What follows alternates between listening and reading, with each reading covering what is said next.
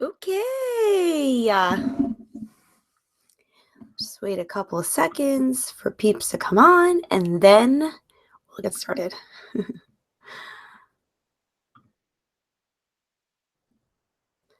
get everything ready to go.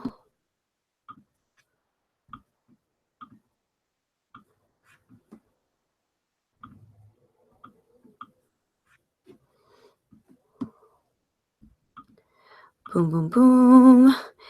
So as always, guys, I see some of you are coming on now. So for some reason, the group chat is still not working out on YouTube.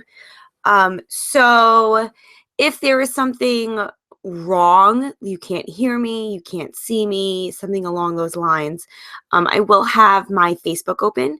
So you'll be able to message me on there in case anything is going on. So I'll be aware of it. We will be doing a Q&A right after this in our Facebook group. What am I talking about? Facebook. I'm like Facebook group. Yeah, Facebook group. Our Facebook group, the Pebble Rebel. The Pebble Rebel. I cannot talk this morning. Masterclass. I was gonna say mastermind. Oh my god, I need more coffee.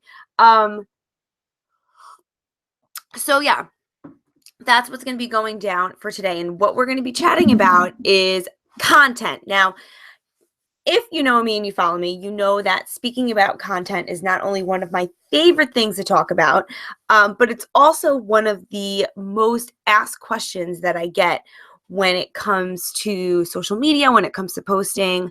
People always really, really struggle with content. And, you know, before we get into the slides and everything, I just want to say this.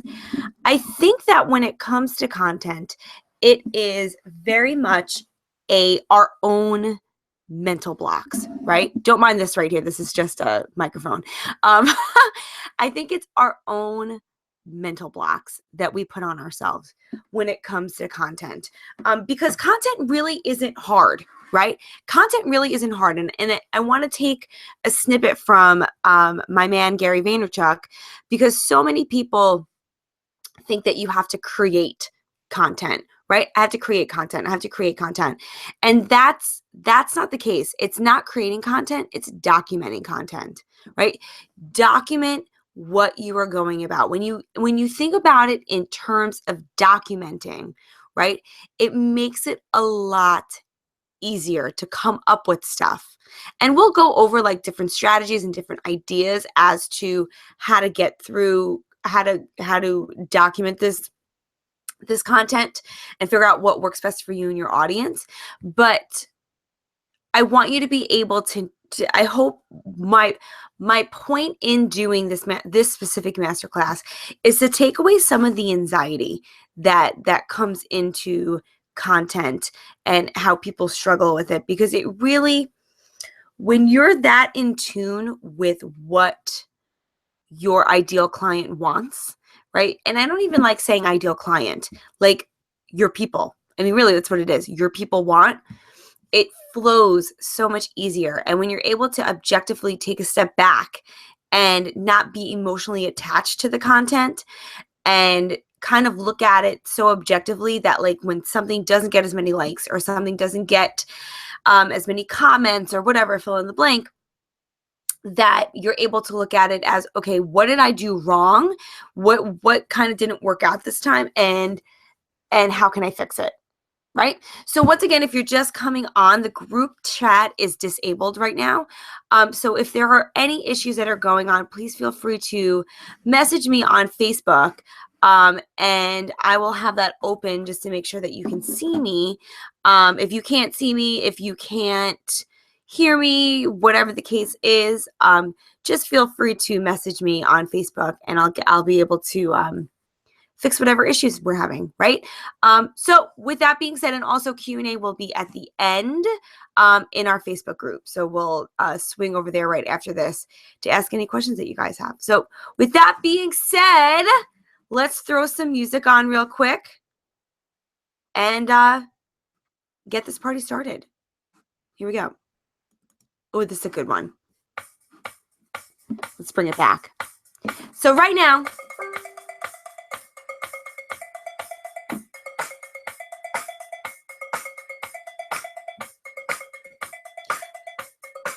Let's just shake it out.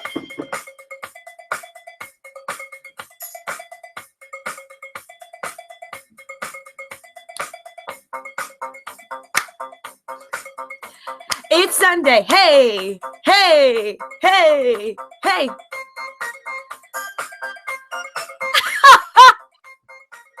All right. I can't. Okay, let's get started.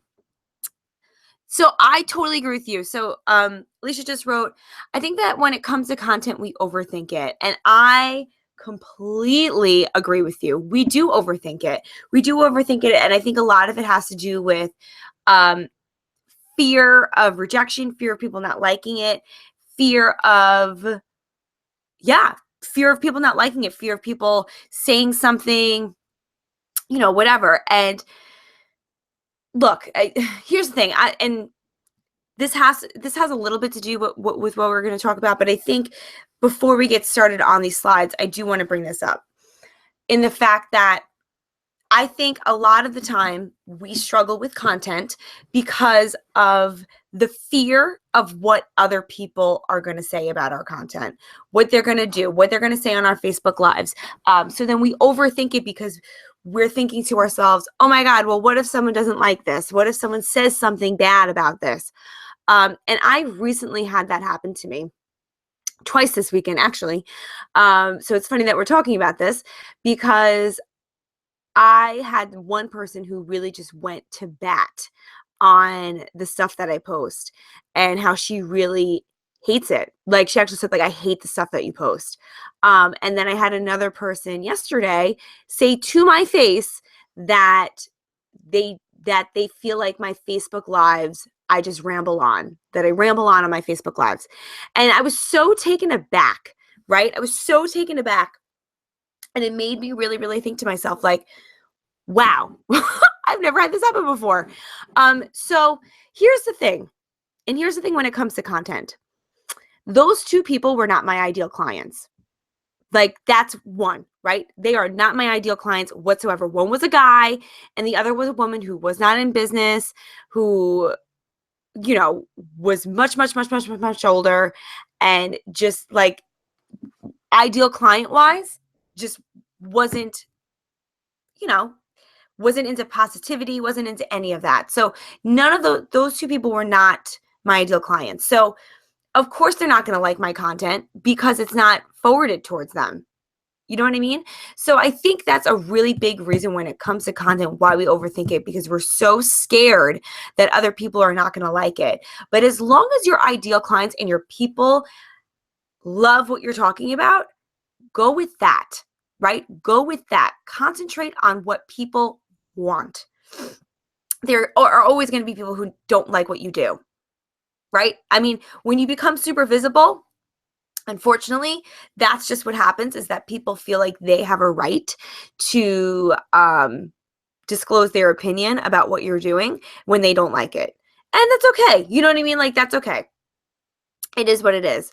But I just wanted to talk about that because I think that that's a really, really big reason as to why people really, really, really struggle with content, is because they're super, super scared of what people are going to say. They're going to get judged. So let's get this party started. Let me share these slides for you guys.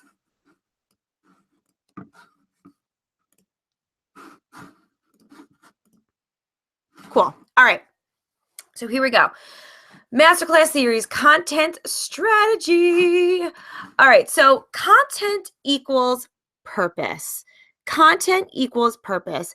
And what I mean by this is, well, like I said before, I want you to look at content as documenting, right? Content is really like your purpose in your world. This is how you're going to connect with people. This is how you're going to, like we talked about yesterday with storytelling. This is how you're going to get people to really bond with you, right? Stop thinking about it as like, oh my God, there's so much involved in this, I'm so overwhelmed. And just think about it, like I said, in documenting terms. You are literally just bringing people into your life and helping them get to a different place than where they're at now, right? So let's just break down different ways that you can come up with content, right? So the first way is education, right? Education. So you're going to ask yourself why, right? And this could go for, guys, also just FYI, this can not only go for written content, email marketing, this could go for Facebook Lives, Instagram, all of that stuff. And we'll break down a lot of that in the next coming slides. But content, I think a lot of people think content is just written based, and it's not, right? Content is video, email, everything. Everything that you're sharing out is content. So looking at education, right? Asking yourself why. It compels a sell, and you position yourself as the expert when you're looking at more so of an education-based content.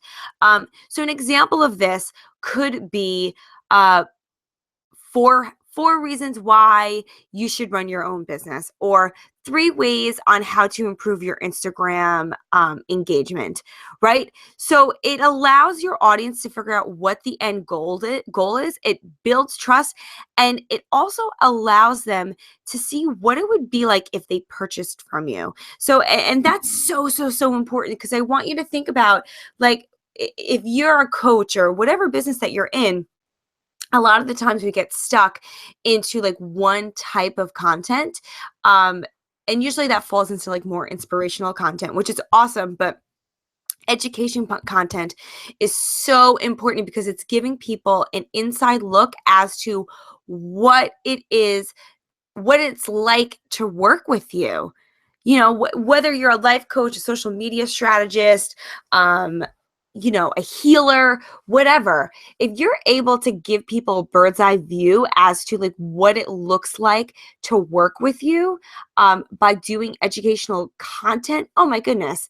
Like, and here's the thing too. So many people think, well, I don't want to give away too much value, right? I don't want to give away too much education in my posts, in my content, because that means no one's going to buy from me if that's the case.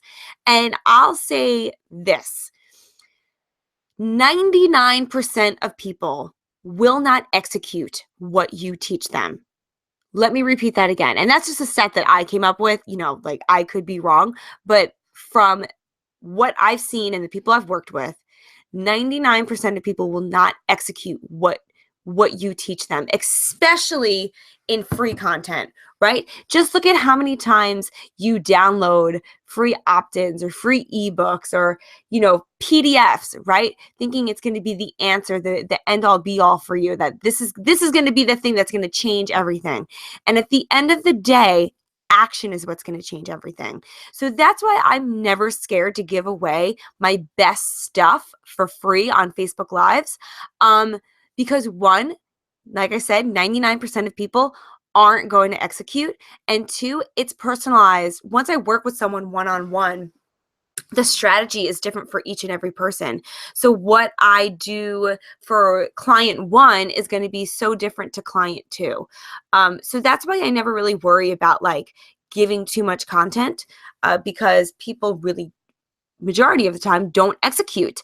But I love being able to show people like why they need this, right? Like empowering them through the education, so then they can come back and be like, oh, wow, I can do this, right? So I think that education really leads to empowerment, and people are coming in not knowing one thing and leaving with another. So like I said, an example of that would be like 4 ways to grow your Instagram account, 4 ways to be more confident in your life, 3 ways to talk to your spouse about running a business, right? So it's really just breaking it down super simple. You could do numerical stuff, or you don't have to. You could just say how to do this, why to do that. It doesn't always have to be numbers. Inspiration. Brand story. Now, we talked about this yesterday in coming up with your brand story. So definitely check out the notes from yesterday, because we broke that down of how to come up with a really great, simple, easy brand story. But inspiration helps build relationships. And I would say that rants kind of fall into inspirational stuff, inspirational content. And you want to think to yourself, how does this bring them joy, right? How does this make people happy? And usually inspirational inspirational content leads into triggers, right? So sometimes you're going to, because you're so emotional, you're going to cause other people to be super emotional about your stuff, right?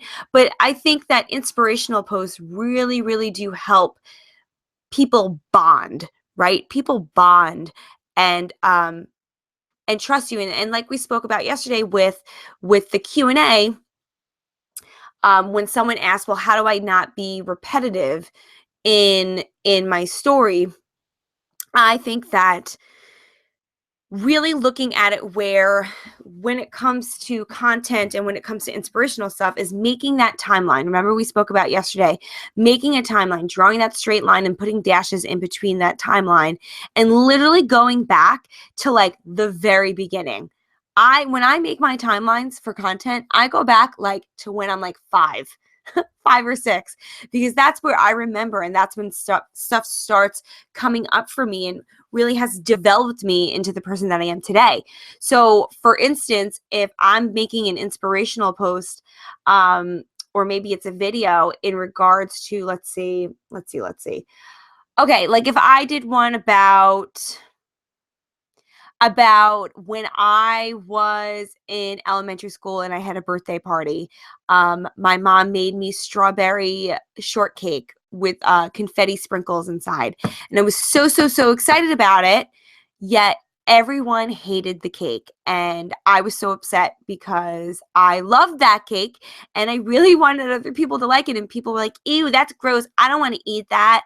And I just remember being devastated. Now, what does that have to do with my business? I could literally take that memory and say that, look, there are always going to be people who are not going to like your stuff. Like where you're going to invite them to the party, you're going to invite them to your webinar, you're going to invite them to your Facebook Live, your program, whatever, and they're not going to like what they get. And it sucks. It definitely does suck. But at the end of the day, I love strawberry shortcake with confetti sprinkles, and that's what I love, right? So it doesn't matter if they don't like it. That's what I love. And I know that's a very like silly example, but I think that really does help you realize like looking back at memories and being able to apply that to your business is going to allow people to really bond with you, get to know you, inspire them, and create that bond with you. Community, one of my favorite things. So this is a third example of content ideas, community. So interviews, right? What is the power of community and what is the power of interviews? So this is what you could break down like sub content wise with community. So you have interviews. This helps people feel a part of something. You could do live testimonials, and this helps form a deeper relationship, right? And you've heard me say this so many times. Ask them what they want. So let's break this down. Interviews. I think that interviews is such a people don't use this enough when it comes to content. We, especially online, see so many people, right? You scroll through your Facebook and you just see so many people, right, doing what you're doing, or different experts who don't do what you do, right? I think if you're able to reach out to someone and create like an interview series, right? Maybe you're a life coach and you're trying to help people to really love their bodies and be confident in their lives. So create like a weekly interview series. Like it could be called like Live Your Life with Anna Marie, or what, fill in the blank on that. Like create a cool title and make it like a weekly thing where you're interviewing all these different coaches, all these different people. What that does, right? It allows you to build your brand way larger than you could think, because now you're bringing other people's communities into your own community. So when they're in the interview, they're going to share your interview, and their people are going to see it, which is awesome. And I think it just helps your community help educate themselves through other people too, giving them different viewpoints. So I think interviews is a really great way to get more content and get more value out of your community. It helps people feel a part of something. So what I love about community is that When you build a really, really strong community, it just becomes effortless, right? It really does become effortless. And I don't think that people put enough emphasis in building community or really building an audience, because you want to find out really like what they want. And once you start building that community, um, ask them. I know this is at the end, but like ask them what they want. Even if you have 4 people who consistently come on your Facebook Live, right? All the time, every time you go live, they're always on your live. Ask them what they want, right? Ask them what they want. It helps them feel a part of something, when you're asking them what they want, and then you create the content around that. Live testimonials. So what's great about Facebook Live now is that there are so many opportunities to collaborate with other people and have your people who've worked with you actually do live testimonials with you on Facebook Live, where they can come on and you can kind of talk about their experience of them working with you. That right there is super powerful.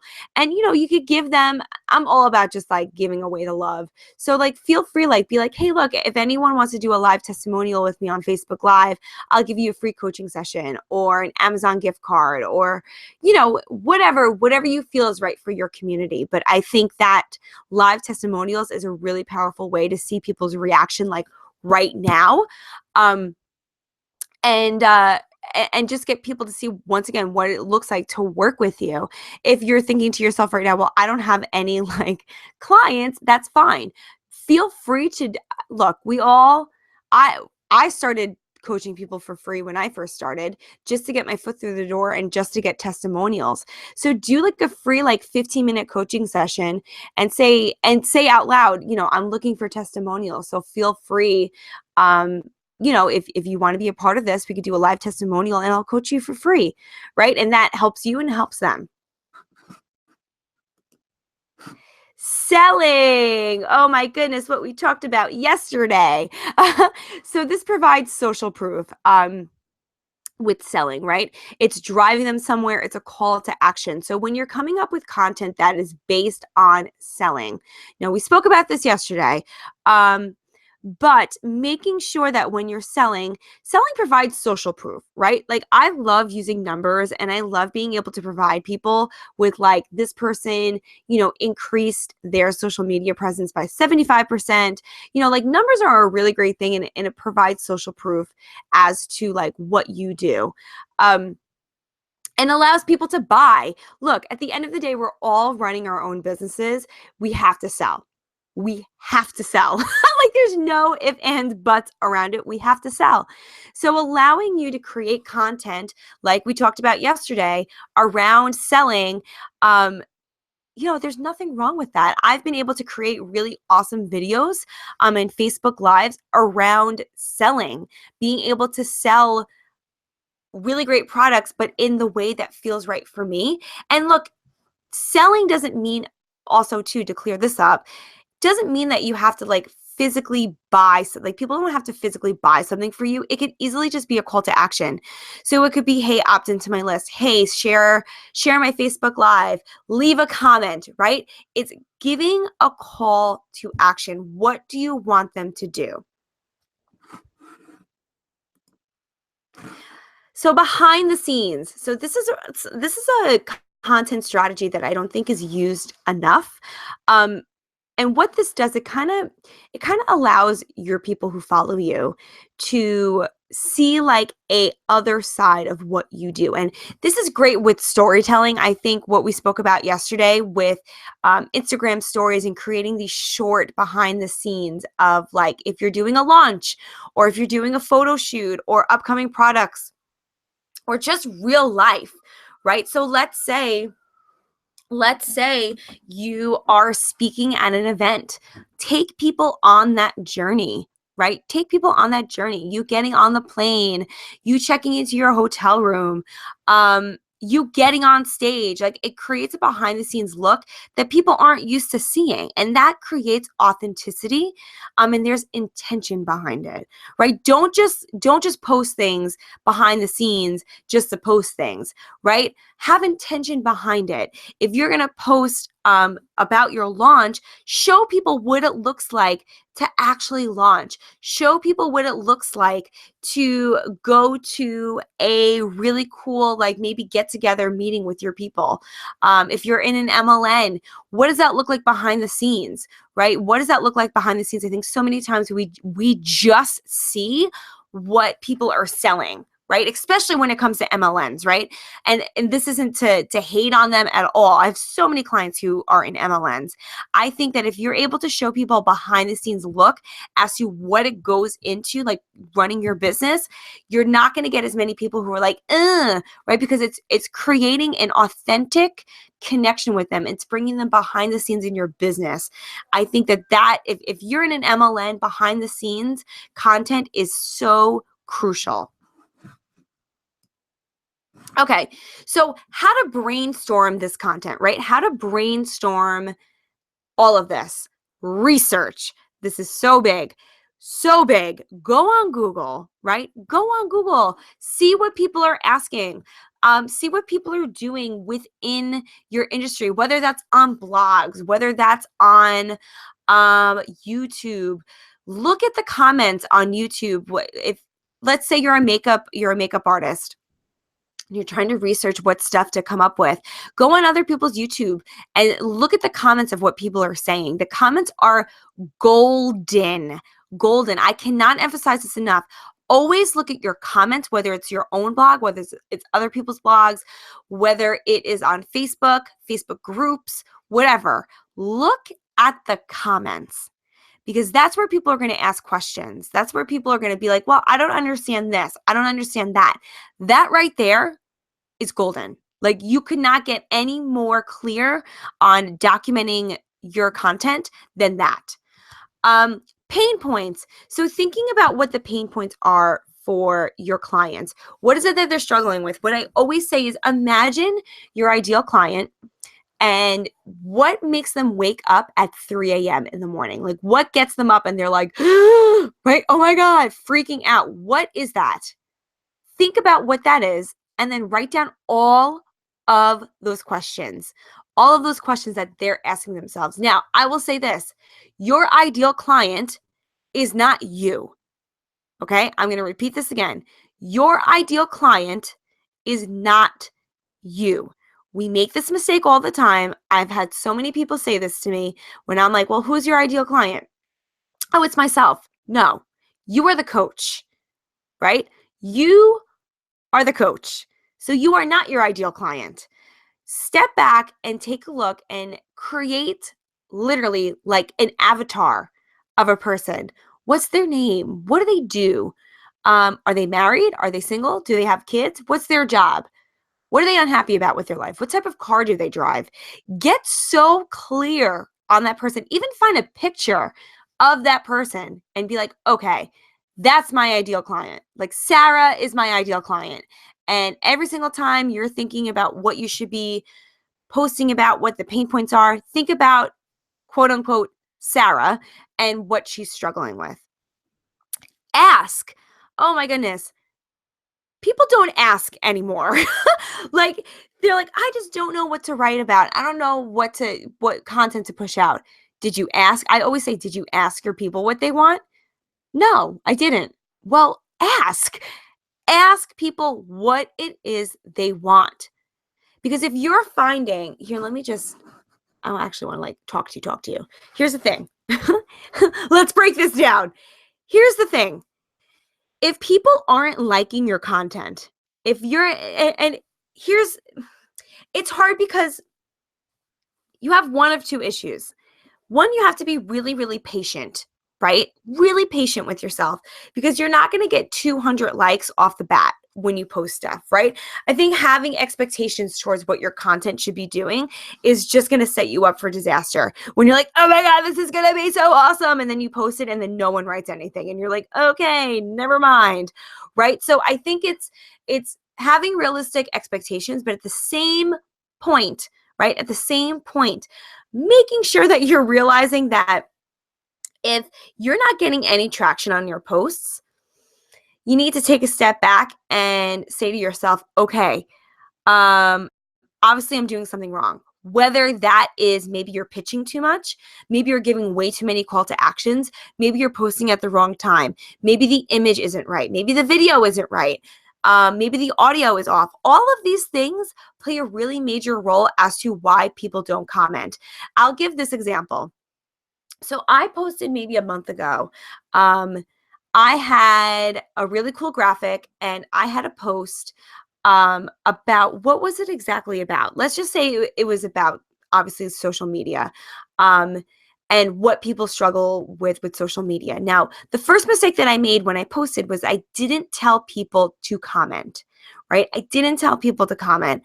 I literally just wrote like, what, go get him today. And I wanted people to comment on it. Tell me your experience. And they didn't. So I went back and edited it, right?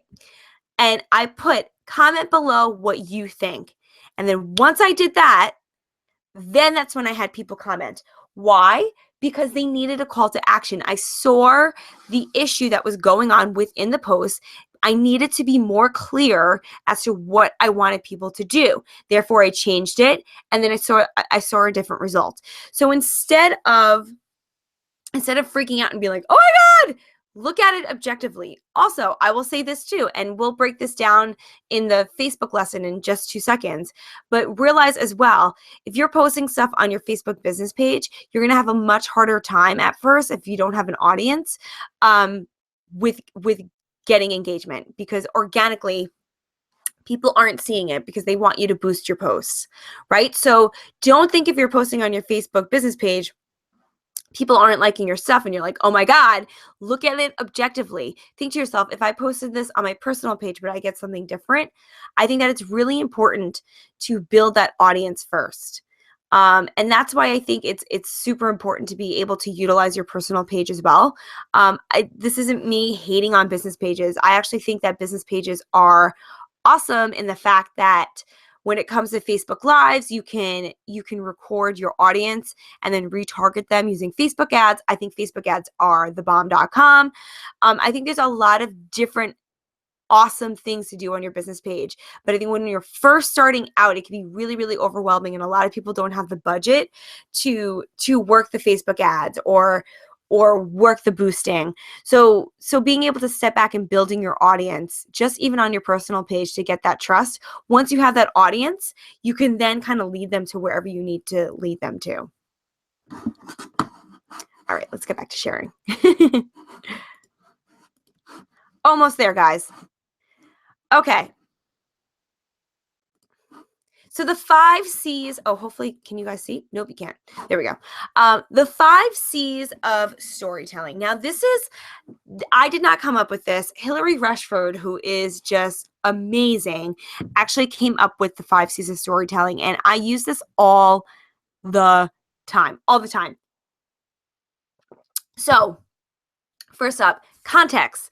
Don't confuse or lose your audience. So when you're thinking about, this is especially true for Facebook Lives, making sure that when you're doing a Facebook Live, realizing that people are going to come in at different times during that Facebook Live, right?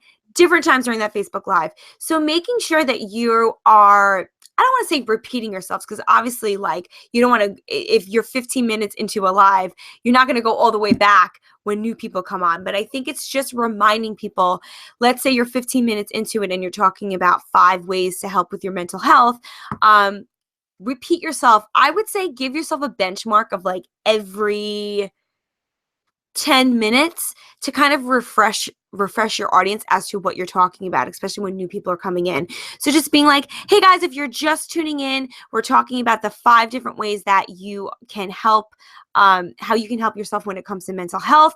The first, we just went over points 1, 2, and 3, which were, do this, do that, and do this. And now we're going on to number 4, right? So it's just keeping the context really, just repeating it so people don't get confused, you don't lose your audience, and you're just reminding them, hey, this is what we're talking about, because you don't want people to come on and be like, I have no clue where she's at. Just remind them, right? And then simply just say, like, if you want to learn more, if you want to see more in detail, feel free to watch the replay of this after we're done. Okay, so we talked about this yesterday, the crescent, the start, the middle, and the end when it comes to storytelling. So always remembering having a beginning. We talked about this yesterday, having a beginning, letting people know who you are, introducing yourself. What is the beginning of the story? That could be your struggle. Then in the middle, it's how you're going to figure out how to conquer that. What are the steps, right? What are the steps that you're taking? And then at the end, it's whatever that ending is. What is the conclusion? Did you succeed? Did you not succeed? What did you learn from that? Always keeping in mind the start, the middle, and the end, right? The start, the middle, and the end. Comedic timing. Now, I know some of you are going to be like, well, I don't consider myself funny. I think I get this. I get this so much from people when they're like, well, I'm not funny. And here's the thing, when I say comedic, when I say comedic timing, I don't mean that you have to be like funny, quote unquote, like a comedian. I think it just means be yourself, right? I don't care if you're introverted, extroverted, whatever, both, I don't care, right? Be yourself. Be yourself, be yourself, be yourself, be yourself. I cannot repeat that enough. You have to be yourself, right? We all have our little quirks. We all have our little things that make us who we are. Be yourself when it comes to storytelling, when it comes to video, when it comes to writing. Just be yourself. Don't do it however everyone else is doing it. Be you. Like I always say, be you, boo, right? Call to action. Tell them where to go. So if that means on a Facebook Live, telling them, hey, go check out my website. Or maybe it's, hey, share this live.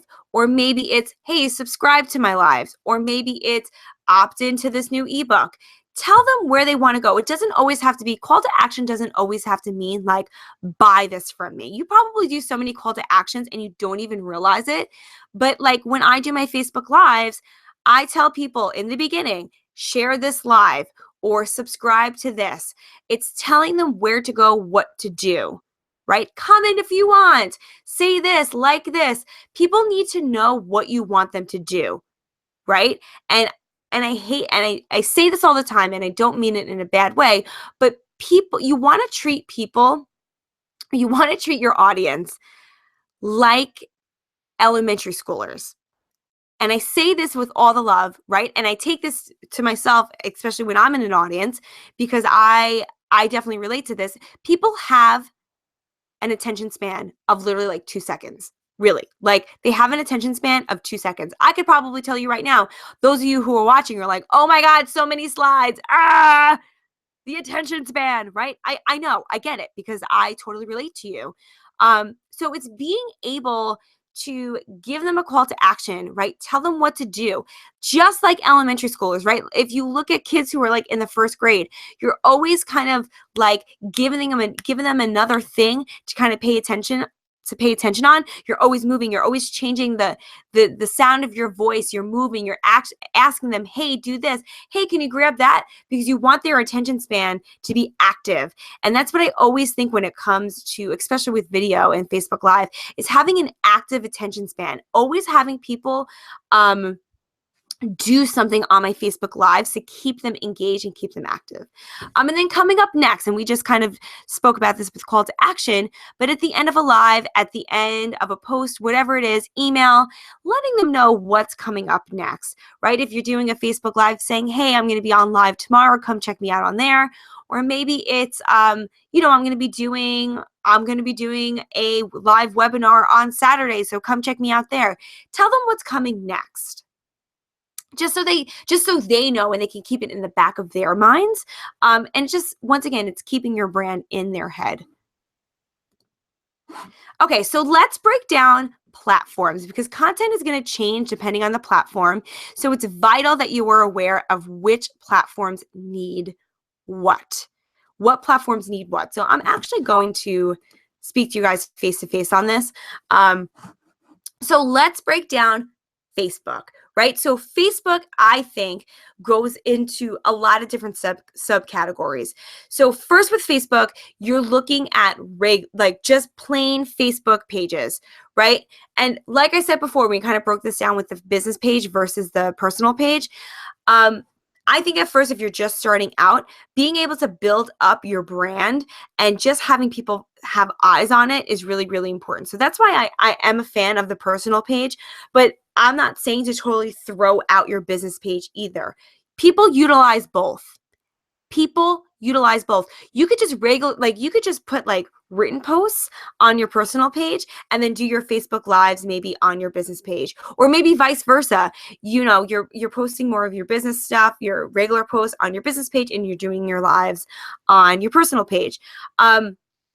There's strengths to both. I know this is probably a very heated topic for a lot of people. Because everyone has their own opinions about it. I know for me, I built my brand up first and I built my audience up first to then say like, hey guys, I'm going to be over on my business page doing my Facebook Live over there. Come follow me. So once you have that audience, you literally can shift them to wherever you want to go, right? So with regular Facebook posts, what I would say when it comes, how many times you should be posting on Facebook. Now, let's just assume we're talking about the personal page, right? Let's just assume that. I'm usually posting a regular post, and that's just like a written post, or maybe it's a video, but usually it's a written post. I'm usually posting like once to twice a day, and it's all business related. Like you're not going to see me post like random videos on stuff. Like it always has a purpose. There's always an intention to what I am posting, right?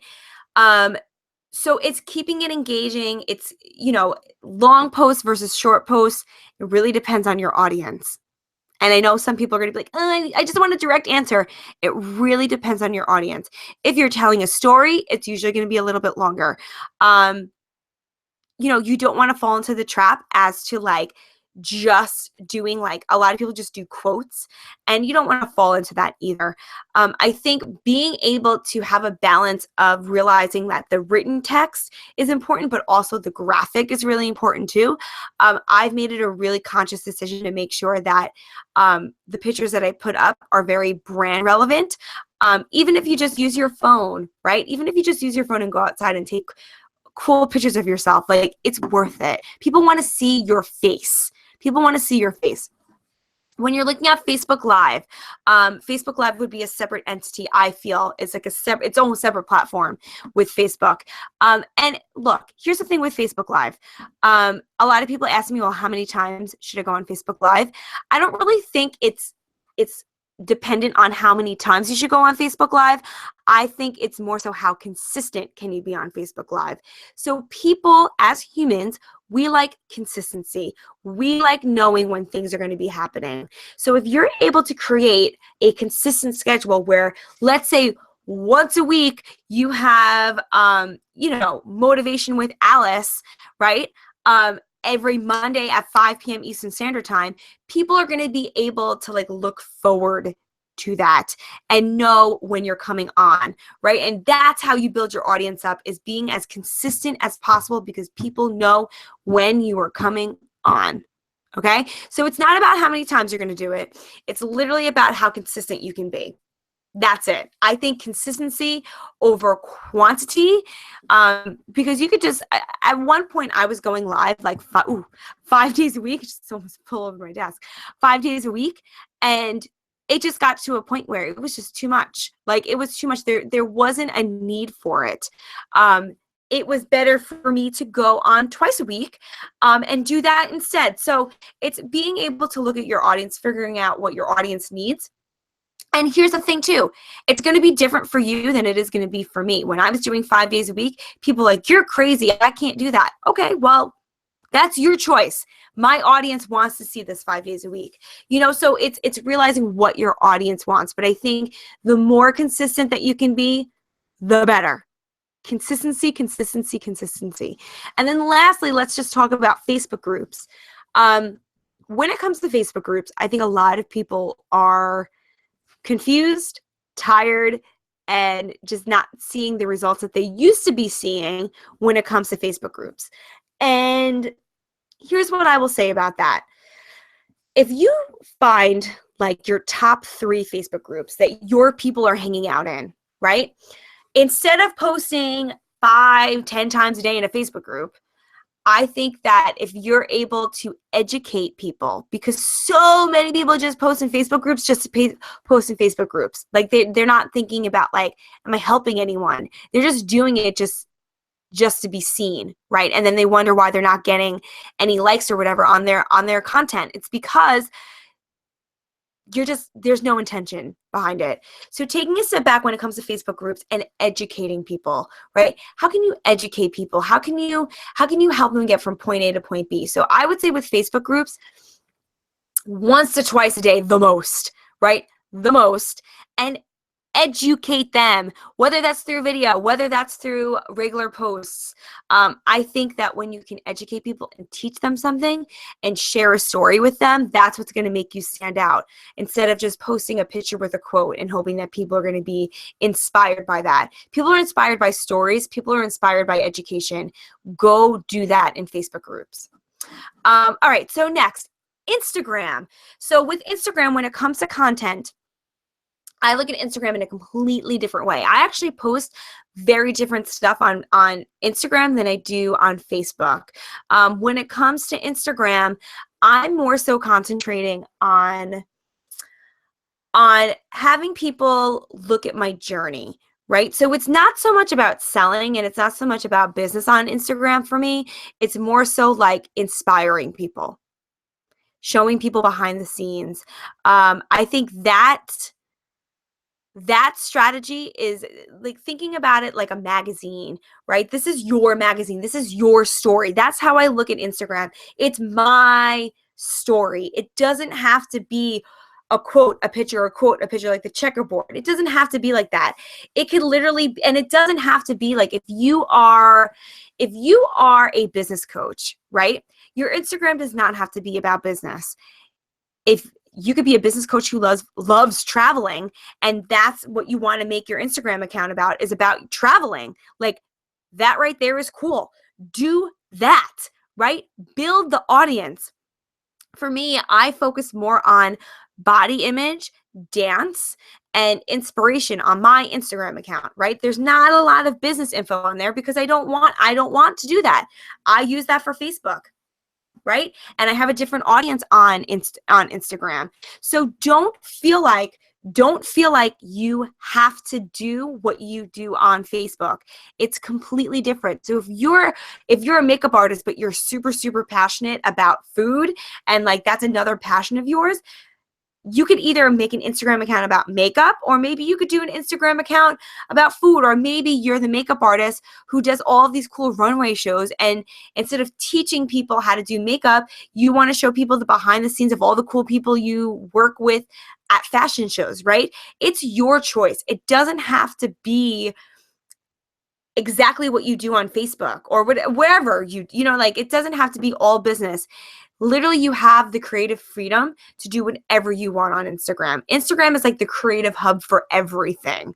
That's why I love it so much. So Twitter. I don't use Twitter that much. I'm not about being on every single platform.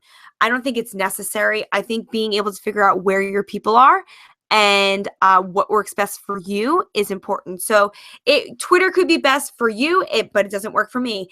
I know there's people who Instagram isn't right for them, but Pinterest is right for them.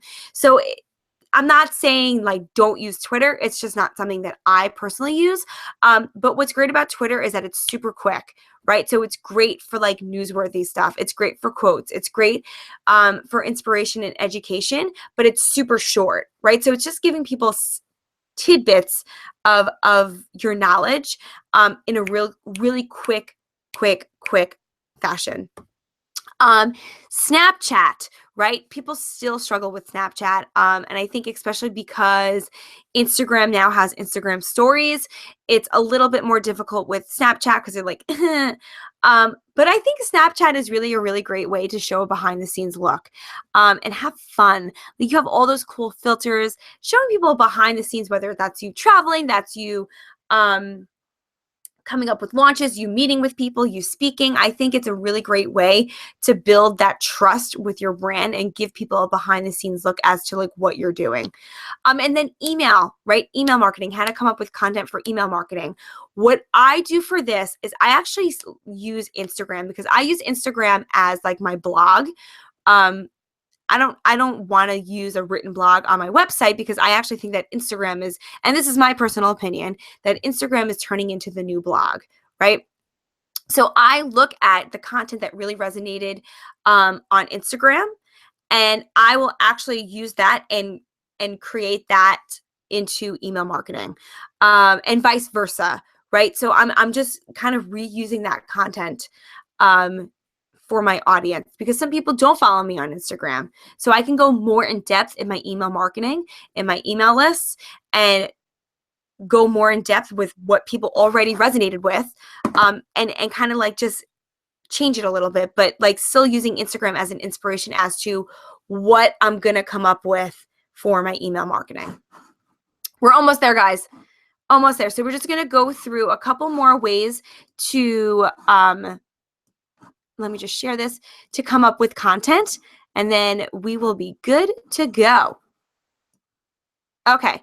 So more ways. Oh, you can't really see that, can you? There we go. So I'll read this out loud to you. And we kind of went over some of this stuff already, but so first one is read comments. We talked about that before, making sure you're reading comments on blogs, on Facebook, and Facebook groups. Pay attention to current events. This is really important, because especially when it comes to like what's trending in the world.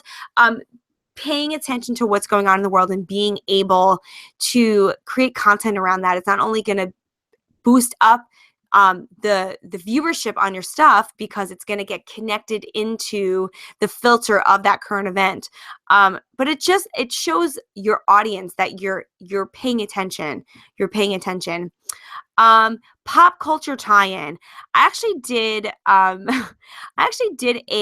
Facebook Live on how the Kardashians are the smartest marketers out there. And it was one of my highest Facebook Lives that I ever did. And that's just a really great example of being able to pay attention to like what pop culture is doing right now and how that involves your business.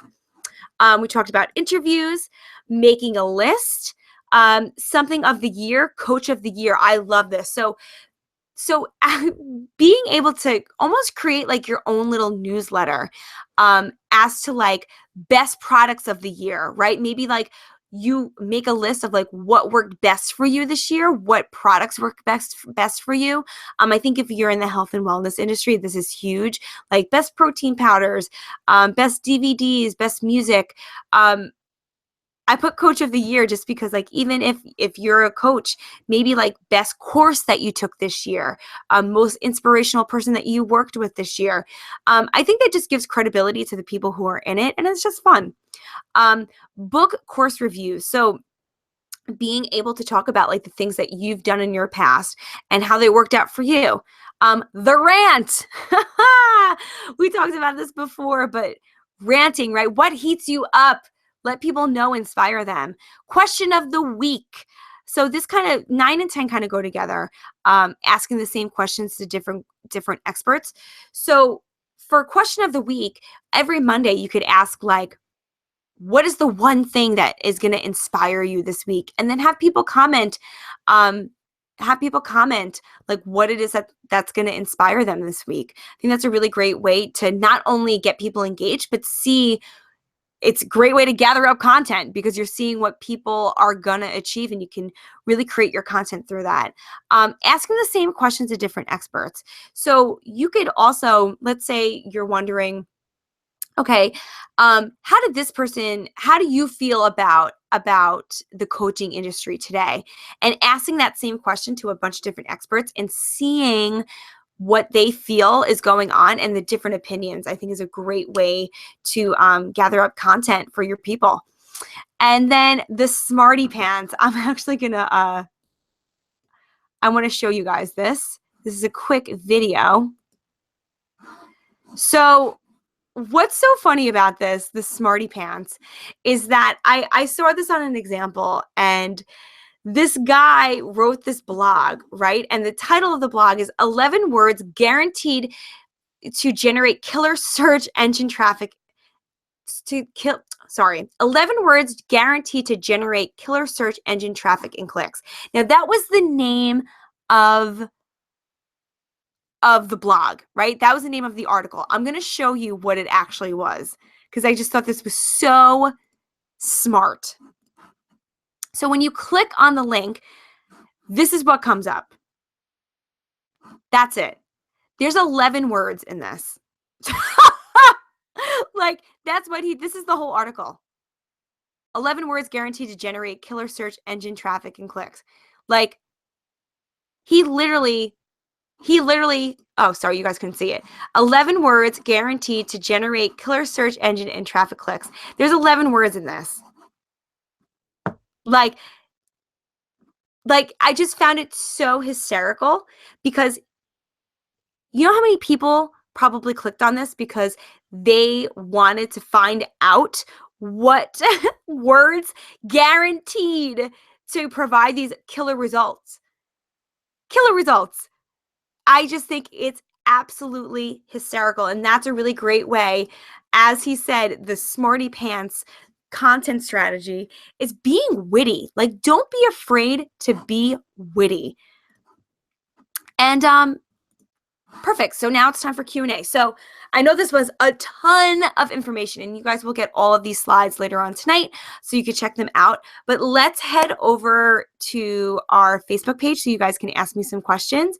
And thank you for listening to this. I know this was a lot of info, but I hope it helped. All right. I'll see you in a few minutes. Bye.